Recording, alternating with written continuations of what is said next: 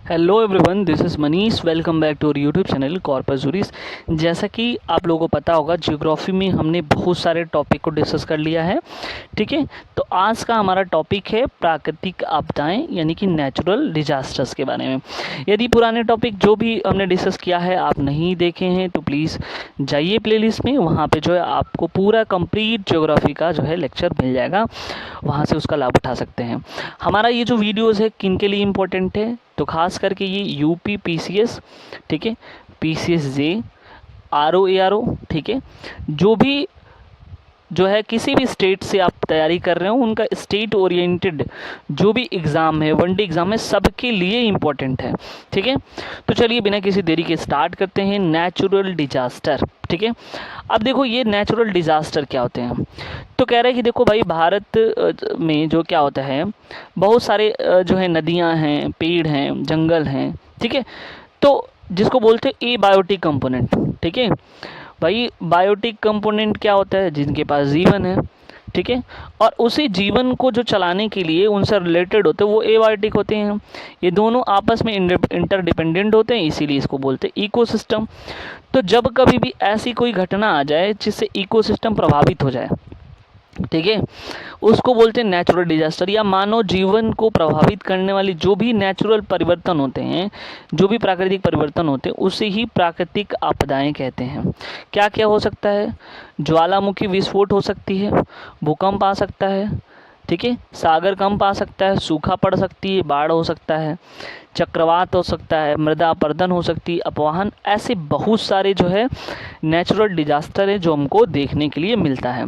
इसके बहुत सारे रीजंस भी हैं, ठीक है, हम एक एक करके डिस्कस करेंगे, तो ये याद रखना कि कौन कौन से हैं। ठीक है, चलो नेक्स्ट देखते हैं। पहले अर्थक्वेक की बात करें तो सबको पता है कि अर्थ के अंदर बहुत सारी प्लेटें हैं, टेक्टोनिक प्लेटें, जो आपस में अर्थ के मूवमेंट की वजह से वो आपस में टकराने लगती हैं, जिसकी वजह से जो है अर्थ जो है वाइब्रेट करता है, और उसी वाइब्रेशन को ही हम अर्थक्वेक कहते हैं। ठीक है, अर्थ तो आपको जानते हैं, क्वेक का मतलब होता है वाइब्रेशन, तो vibration of the earth is earthquake. इसको 4 जोन में बांटा गया है उसकी तीव्रता को देख करके। कौन कौन से, एक लो डैमेज जिसे अल्प तीव्रता क्षेत्र कहते हैं, डैमेज टू बिल्डिंग जोन जिसको मध्यम तीव्रता क्षेत्र कहते हैं, डिस्ट्रक्शन ऑफ बिल्डिंग जोन गहन तीव्रता क्षेत्र कहते हैं, और वेरी हाई डैमेज जोन अति प्रचंड तीव्रता क्षेत्र। ये 4 तरह के क्षेत्र में डिवाइड है। ठीक है, तो आई होप ये चीज़ें आपको समझ में होगा। सुनामी की हम बात कर लेते हैं। सुनामी वार्निंग जो सेंटर है वो हैदराबाद में, मोस्ट इंपॉर्टेंट क्वेश्चन है। बात है सुनामी की, तो ये एक जापानी शब्द है, 2 शब्दों से मिलके बना है, TSU शू और NAMI नामी। सू का मतलब होता है हार्बर और नामी का मतलब होता है वेव।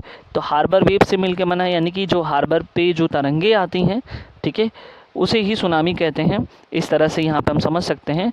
भारत की जो हाई पावर्ड कमिटी है, ठीक है, ऑन डिज़ास्टर मैनेजमेंट की एक रिपोर्ट आई 2001 में। उसके अनुसार कहा जाता है कि सुनामी जो है समुद्र में भूकंप, भूस्खलन और ज्वालामुखी उद्गार जैसी घटनाओं से पैदा होती हैं, तो बिल्कुल याद रखना है। भारत मौसम विज्ञान के बारे में जानते हैं, जिसे इंडियन मेट्रोलॉजिकल डिपार्टमेंट कहते हैं। यहाँ से क्वेश्चन बना, इसका मुख्यालय जो है नई दिल्ली में है। स्थापना अगर बात करें तो 1875 में इसकी स्थापना हुई थी, और यह पृथ्वी विज्ञान मंत्रालय के अधीन आने वाली एक एजेंसी है। ठीक है, मौसम विज्ञान विभाग और मौसम विज्ञान संस्थान का जो उपनिदेशक स्तर पर कार्यालय है वो कहाँ पे है, पुणे में है। ठीक है, अगर हम देखिए मौसम विज्ञान विभाग और कार्यालय सर्वप्रथम कहाँ पहले बने थे, कोलकाता में, ठीक है, जिसे 1905 में फिर शिमला लाया गया, 1928 में पुणे, और फिर फाइनली जो है 1994 में जो है दिल्ली स्थानांतरित कर गया, और अभी तक दिल्ली में ही है। उड़ीसा राज्य में चक्रवात, बाढ़, सूखा तीनों से प्रभावित होने वाला राज्य है, तो ये भी इम्पोर्टेंट क्वेश्चन है। देश का पहला आपदा प्रशिक्षण संस्थान, ठीक है, जो कहाँ पे स्थापना की जा रही, लातूर जो है महाराष्ट्र का एक ज़िला है, वहाँ पे जो होती है। बिहार राज्य का भारत का सर्वाधिक बाढ़ग्रस्त राज्य है, और यही वहाँ पे कोसी नदी है। ठीक है, कोसी नदी में बहुत ज़्यादा बाढ़ आती है। ठीक है, तो इसलिए कोसी नदी को बिहार का शोक के नाम से जानते हैं। ठीक है, बिहार का जब भी क्वेश्चन आता है बिहार का शोक, तो ये याद रखना कोसी नदी। ठीक है। यूपी का जो पूर्वी क्षेत्र सर्वाधिक बाढ़ से प्रभावित होता है। चक्रवाती तूफान तौकते, ठीक है, उत्पन्न हुआ था अरब सागर से, क्वेश्चन पूछा गया है। और ओखी भी जो है अरब सागर से उत्पन्न होने वाला जो है क्या है, एक तरह का वो तूफ़ान है।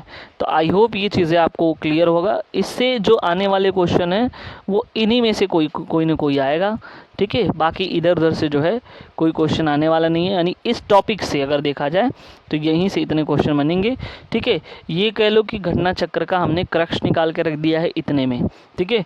तो इसको देख लो और चैनल को सब्सक्राइब कर लो, ठीक है। मिलते हैं नेक्स्ट वीडियो में। Thank you so much.